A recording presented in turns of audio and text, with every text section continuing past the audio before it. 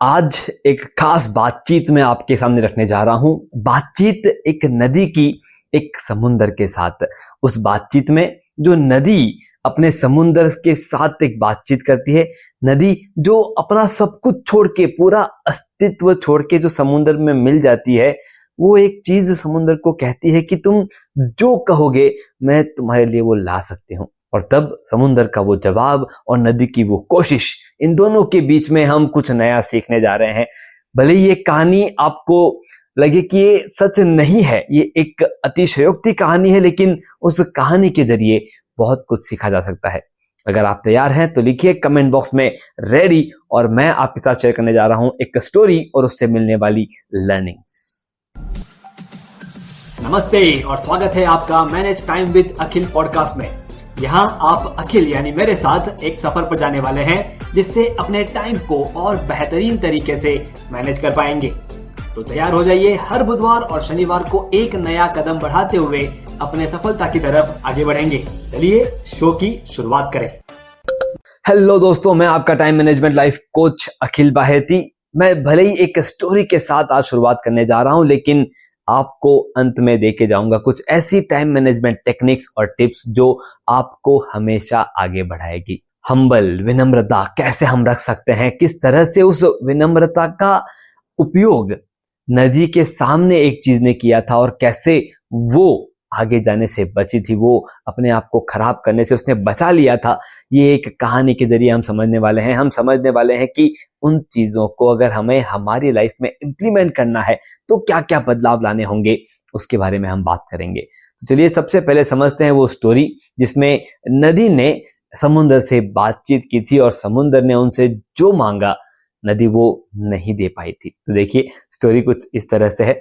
एक बार नदी अपने साथ बहुत सारी चीजें लेकर के समुद्र में जा रही थी। उसमें कुछ पेड़ थे, कुछ लोग थे, बाकी सामान था, और नदी वो समुद्र में ले जा रही थी। और नदी को एक अहंकार सा हो गया था कि मेरे अंदर वो पावर है, मैं जो चाहती हूं मैं समुद्र में ला करके दे सकती हूँ। और उस अहंकार के साथ नदी ने समुद्र को कहा कि तुम जो मांगोगे मैं तुम्हें ला के दे सकती हूँ। तुम पेड़ मांगो, तुम पहाड़ मांगो, तुम इंसान मांगो, तुम कोई भी चीज मांगो, मैं तुम्हें वो चीज ला करके दे सकती हूँ। समुद्र ने सोचा कि ये नदी नहीं बोल रही है, नदी के अंदर का अहंकार, ईगो ये बात बोल रहा है। समुद्र ने थोड़ा सा विचार किया और कहा कि क्या तुम सच में जो मैं मांगूंगी वो ला के दे सकती हो? नदी ने कहा कि हाँ, तुम बस मांग के देखो, मैं यूं ला के दे दूंगी। समुद्र ने कहा कि एक काम करो, मुझे थोड़ी सी घास ला के दे दो। नदी ने कहा बस इतनी सी बात, मैं बड़े के बड़े पेड़ ला के दे सकती हूँ और तुम घास मांग रही हो। समुद्र ने कहा हाँ, मुझे बस थोड़ी सी घास चाहिए। नदी ने अपने स्वरूप को थोड़ा सा तेज किया, तर्रार किया और घास के ऊपर प्रहार किया। और जैसे ही घास के ऊपर प्रहार किया, वो घास हल्की सी झुक गई और नदी उसके ऊपर से बह गई। वो घास को उखाड़ नहीं पाई। नदी ने 2 बार, 3 बार, 4 बार, 5 बार, बार बार नदी ने प्रयास किया कि वो उस घास को उखाड़ करके समुद्र को समर्पित कर दे, लेकिन जितनी बार भी नदी ने प्रयास किया, वो जो घास है वो मुड़ गई। नदी उसे उखाड़ नहीं पाई। नदी अपने प्रयासों से थक के, हार के वापस समुद्र के पास गई और कहा कि समुद्र, तुम मुझसे पहाड़ मांगते, तुम मुझसे पेड़ मांगते, तुम जो मांगते मैं लाके दे देती, लेकिन मैं घास नहीं लाके दे पा रही हूं। समुद्र ने कहा कि क्या हुआ, तुम अगर पेड़ उखाड़ के ला सकती हो तो घास तो बहुत ही छोटी चीज है, तुम उसे क्यों नहीं उखाड़ सकती? नदी ने कहा कि जितनी बार भी मैंने प्रयास किया है, वो घास झुक जाती है, और जब वो झुक जाती है, जब वो मेरे अगेंस्ट नहीं रहती, तो मेरी पावर कम हो जाती है। समुद्र ने कहा कि ये नदी ये बात सीखने वाली है। तुम जो तुम्हारे सामने अड़ग रहता है, जो तुमसे लड़ाई करता है, तुम उसे उखाड़ करके ले आओगे, लेकिन जो तुम्हारे सामने विनम्र है, जो तुम्हारे सामने झुका हुआ है, तुम उसे उखाड़ के नहीं ला सकते। और नदी ने इस बात को समझा, अपने अहंकार को पहचाना, और नदी ने कहा हे समुद्र, थैंक यू वेरी मच मुझे सिखाने के लिए कि कहाँ पर मुझसे गलती हो रही थी, कहाँ पर मैं चूक कर रही थी। मुझे जो गर्व अपने आप के ऊपर हो चुका था, उसे तोड़ने के लिए बहुत बहुत धन्यवाद। दोस्तों, नदी ने तो अपना लेसन वहां पर सीख लिया, अब बारी है हमारा लेसन सीखने की। सबसे पहला लेसन, जब भी हमें कोई चीज के लिए अहंकार होता है, ईगो होता है, हम क्या करते हैं? हम उस अहंकार में, उस ईगो में हम कोई ऐसी चीज कह जाते हैं जो सामने वाले इंसान को समझ में आ जाती है कि ये तो ईगोइस्टिक बात कही गई है, और फिर वो कोई ऐसी चीज मांगते हैं जो आप नहीं दे सकते। चलिए, आप नहीं दे सकते, आप जब नदी की तरह जाकर के एक्सेप्ट कर लेते हैं कि ये मैं नहीं दे पाया, तब तक वो चीज ठीक है। लेकिन आप एक्सेप्ट ना करते हुए आप बहाने बनाते हैं, आप एक्सक्यूजेस बनाते हैं कि ये हो गया, वो हो गया, इसलिए हम नहीं दे पाए, और उसमें आपकी ही वैल्यू, आपका ही रिस्पेक्ट आप डाउन कर लेते हैं।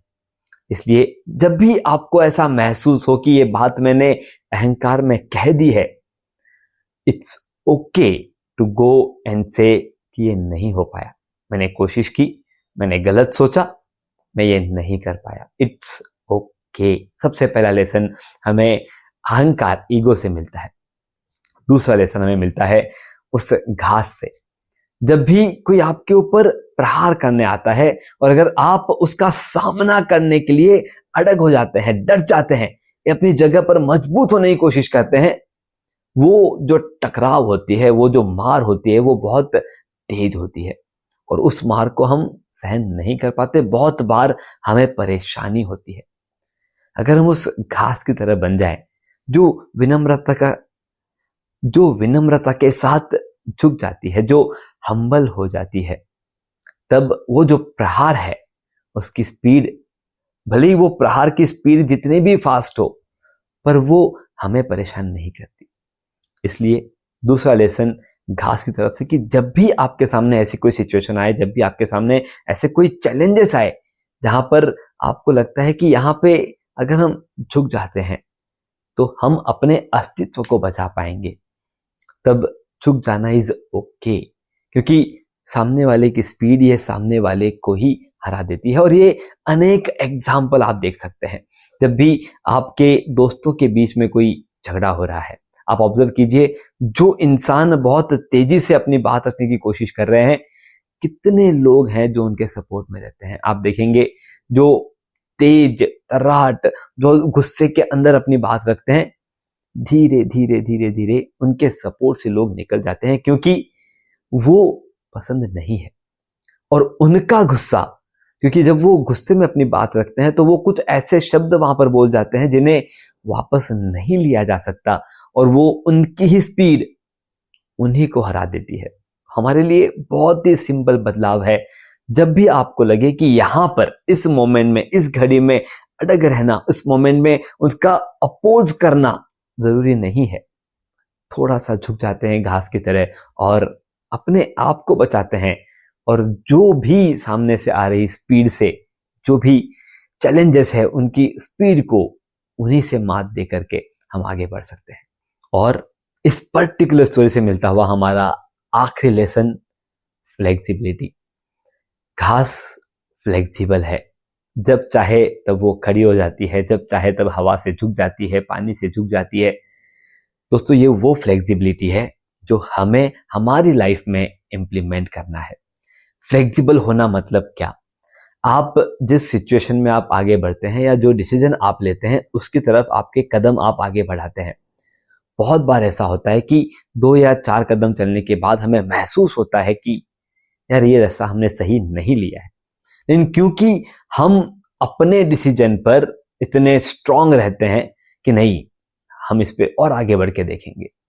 अगर वहीं पर हम फ्लेक्सिबल हो जाएं कि it's okay to go back, it's okay to turn around, it's okay to take U turn, अगर हम अपने डिसीजंस में, अपने बिहेवियर में, अपने आउटकम में थोड़ा सा फ्लेक्सिबल हो जाएं, तो मुझे नहीं लगता कि बहुत ज्यादा परेशानियों का सामना हमें करना पड़ेगा। जिस तरह से घास है वो फ्लेक्सिबल है, और इसीलिए वो अपने अस्तित्व को काफी दिनों तक बचा करके रखती है। हमारे इस लाइफ से क्या पर्पस है? हमारा पर्पस है कि हम अपने इस अस्तित्व को, अपने इस लाइफ को, अपने आउटकम्स को जितना खुशी के साथ जी सकते हैं, हमें वो जीना है।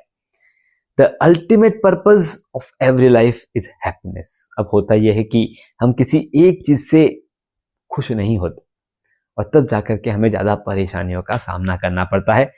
बदलाव बहुत सिंपल है, सॉल्यूशन आपके सामने है। हमें ईगोइस्टिक में it's okay to accept our mistakes. जब भी हम्बल होना है, विनम्र होना है, हो जाइए, इट विल सेव यू। जो सामने वाले की स्पीड है वो उसी को हराने का काम करेगी। And third most important lesson, flexibility is not weakness. आप अगर फ्लेक्सिबल हो तो वो आपका वीकनेस नहीं है, वो आपको आने वाले चैलेंजेस को स्ट्रांगली सपोर्ट, स्ट्रांगली अपोज और स्ट्रांगली हैंडल करने का मौका देती है। नदी और समुद्र से हमने आज ये सीखा। अगर आपने ये सारी चीजें समझ ली है और इसे इंप्लीमेंट करने के लिए तैयार हैं तो लिखिए इट इज इम्प्लीमेंटेबल, ताकि आप अपने आप को कमिट कर सकें और इन चीजों को इंप्लीमेंट कर सकें। Thank you very much. मैं आपका टाइम मैनेजमेंट लाइफ कोच अखिल बाहेती। हमारी टैगलाइन है manage your time, manage your life. धन्यवाद। आपने सुना manage time with Akhil podcast का यह एपिसोड, जिसमें बताई गई टाइम मैनेजमेंट तकनीक के जरिए अपने जीवन में हम एक कदम आगे बढ़े। अगले एपिसोड के जरिए अगला कदम उठाने के लिए इस चैनल को, शो को सब्सक्राइब जरूर करें। ध्यान रहे, आपके रेटिंग्स और रिव्यूज से हमारे बीच की दूरियां कम हो जाती है।